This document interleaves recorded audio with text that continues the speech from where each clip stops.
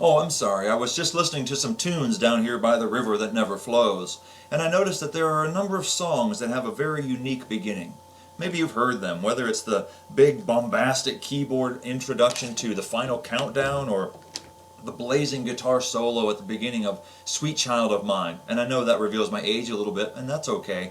But the unique riff, that beginning introduction, it gives that song a unique flavor and appeal. It introduces the song, but it's not the main thing. It's not the main part of the song.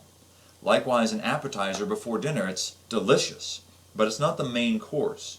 Whether it's onion rings or a side salad or egg rolls or chips and salsa, an appetizer is really just something to get you started.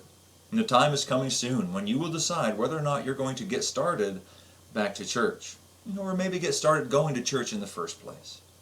Just as an appetizer sampler has many good foods, a good Bible-believing church also has many great things to give it a unique flavor and appeal. What do you love about your local church? Is it the music? Is it the preaching? Maybe it's the food or the events. Maybe it's a sense of belonging and family and purpose and meaning. And those things are great in their own right. They absolutely are. But like the introduction to a song, or like an appetizer before dinner, those great things are not the main reason to get involved in your local church. You see, the church is about much more than music and events. It's about your place in the family of God. It's not about your place in time, but your place in eternity.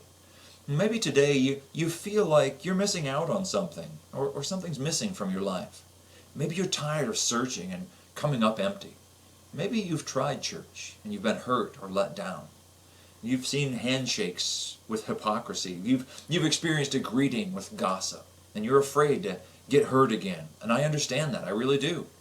You know, once in a while at a restaurant, you might get a cheese stick, and you bite into it, and there's no cheese. It's just a hollow, admittedly delicious shell.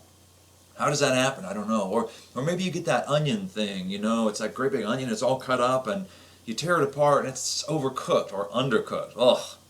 Or maybe it's just awfully greasy, and it let you down. It wasn't what you were hoping it would be.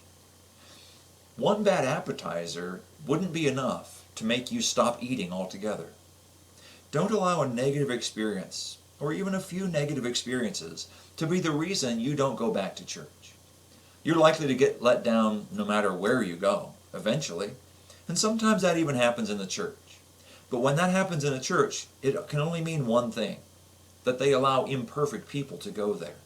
People like me, and honestly, people like you. I would encourage you to check out the local church once again. Or maybe check it out for the first time. Find a church that fits and get connected. Take a friend with you in case somebody wants to talk to you, and then you can just pretend you don't speak English, but they do, and walk away.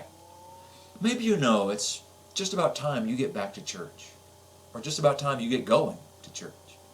You just might find that the things that you've been craving, the social interactions, the sense of belonging and family and purpose, those are great, but they're really just the appetizer.